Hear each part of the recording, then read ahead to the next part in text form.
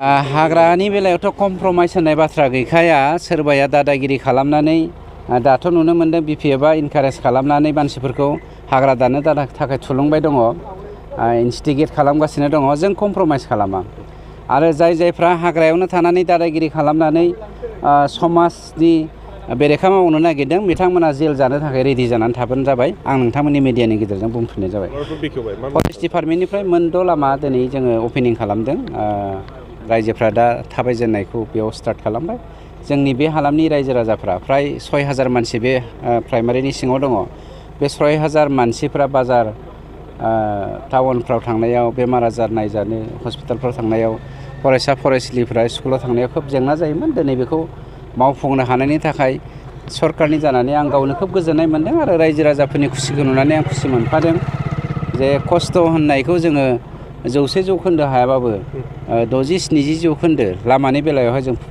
फोसाबनो हाबाय होननानै जोंहा मोनसे सानखांनाय फैदों उननि समाव बिथांनि जौगानायनि बेलायाव जों मालाबाबो कमप्रमाइस खालामा जों जेब्लायबो जौगानायखौ खामानि मावलांबाय थागोन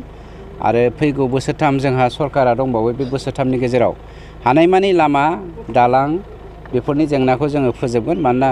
जोङो क्वालिटि इडुकेसन लाबोनायनि थाखाय जोंनि जा थांखि बे थांखिखौ जाफुंसार होनोबा लामाया गोनांथि दङ आरो जोंनि इक'नमिक बेकबनखौ जोङो जौगाहोनो थाखायबो लामानि गोनांथि दङ बेफोरखौ थांखि बोनानैनो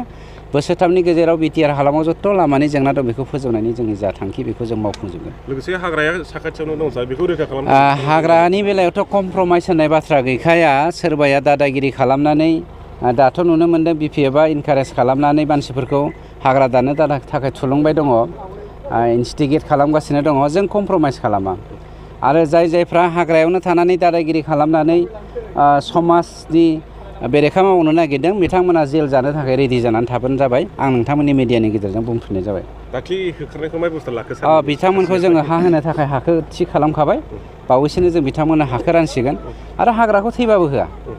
नांगौबा जोङो पलिटिक्सनिफ्राय सयनास लागोन हाग्राखौ खिन्थु जों कमप्रमाइस खालामो जोङो खोनादों लामा बानायगोन बे बेसेबां आवगायदों सार लामाथ' नङा बियो फरेस्ट रडसो फरेस्टआ बेयाव डिउटि होनो मा होनो नांगौ जायो नंखायनो बेखौ जोङो खालामगासिनो दङ फ्राय जोब्बायानो 1.5 किल'मिटारसो दंबावो बावहाय गासै 15 किल'मिटार जागोन 1.5 किल'मिटारसोल'सै होननानै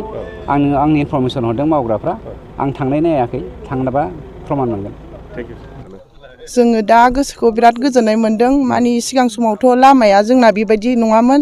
दा साबसिननिफ्राय हामसिनाव फैनानै दङ आरोखि दा जों थाबायनो थाखायबो सुबिदाखौ जों मोजां मोनबाय आरो बेसे गोबाव समनिफ्राय माबायदि खस्थ' सोलिबोनांदों नोंथां 2003 निफ्राय दासिमाव आरो बेफोरबायदि गाज्रि हालोदाव दंमोन दाथ' मोजांनिफ्राय मोजां मोनबाय आरो मोजां जाबोबाय दा बे लामाया ओरैनो बबेनिफ्राय बबेसिम थाङो बेनिफ्राय डाइरेक्ट बै जियासिम थाङो आरो गिदिंनानैहाय जोंनि दावराय गाबनायजों गिदिंनानै बे लामाजों थांनानै बबे बाजाराव थाङो नोंथांमोना जोङो बे लामाजोंहाय खुंग्रिङावबो थाङो रानिखाथायावबो थाङो ओमफ्राय ओरैजाय दा लामा गोदानथिंजाय जिया होननाय दखान दङ बेयाव बाजार गोदान जायो आरो रबिबाराव बेवहाय जों दा जाहैयो आरो सिगां समावथ' बिराद गाज्रिमोन आरो बाजाराबो खाथियाव गैयामोन थांलाय फैलाय गारि मथरबो जेबो हान्था मेला मोजां नङामोन सुबिदा नङामोन दा गामियावबो न' खाथियावबो सोजाबाय आरो गारिफोरा दैज्लाङावबो बिराद लेथ्रा जायोमोन लामाया बिराद गाज्रिमोन ओमफ्राय दा मोजांसिनाव जासिनबाय आरो जोबोद गोजोननाय मोनबाय बिथांनिसिम